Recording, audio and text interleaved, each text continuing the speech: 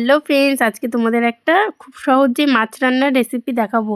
তো দেখো, ছোট ছোট এগুলো চাদা মাছ বোধহয়, আমি সঠিক নাম জানি না। তো এই মাছটারই বানাবো আজকে বাটি চচ্চড়ি। তার জন্য দেখো আমি আলু কেটে নিয়েছি লম্বা লম্বা করে, আর পেঁয়াজ, টমেটো, কাঁচা লঙ্কা, আর হচ্ছে 2-3 কোয়া রসুন কুচি করে নিয়েছি। তো প্রথমে হচ্ছে কড়াইয়ে দেখো, এই কড়াইটা একটু তেল ছিল, ওই জন্য এই কড়াইয়ের মধ্যেই করলাম।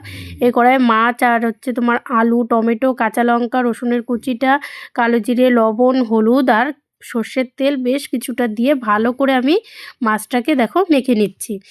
তো মেখে সামান্য পরিমাণ একটু জল দিয়ে এবার আমি গ্যাসে বসিয়ে দেবো চাপা দিয়ে। তো দেখো আমার মাখানো কমপ্লিট হয়ে গেছে। এবার দেখো বসিয়ে দিয়েছি, হালকা একটু জল দিয়েছি যাতে আলুটা ভালোভাবে সেদ্ধ হয় তার জন্য। তো ঢাকা দিয়ে দিয়েছি, ঢাকা দিয়ে এবার এটাকে হতে দেবো আস্তে আস্তে। তো দেখো কিছু তারপরে আমি ঢাকনাটা তুলে কিছুটা ধনেপাতা দিয়ে দিলাম, আর আমার হয়েই গেছে প্রায় রান্নাটা। এবার আমি নামিয়ে নেব। তো দেখো আমি নামিয়ে মানে হয়ে গেছে, এবার হচ্ছে নামিয়ে নেব। তো ফুটছে, তেল বেরিয়ে এসছে পুরো। তো গরম গরম ভাতের সাথে এই মাছের, ছোটো মাছের বাটি চচ্চড়ি তো খুবই ভালো লাগে খেতে। তা তোমরাও এটা বাড়িতে রান্না করে দেখো, খুব সুস্বাদু লাগবে খেতে। তো কেমন লাগলো রেসিপিটি প্লিজ একটা কমেন্ট করে জানিও, আর ভালো লাগলে অবশ্যই একটা লাইক করে দিও। বাই।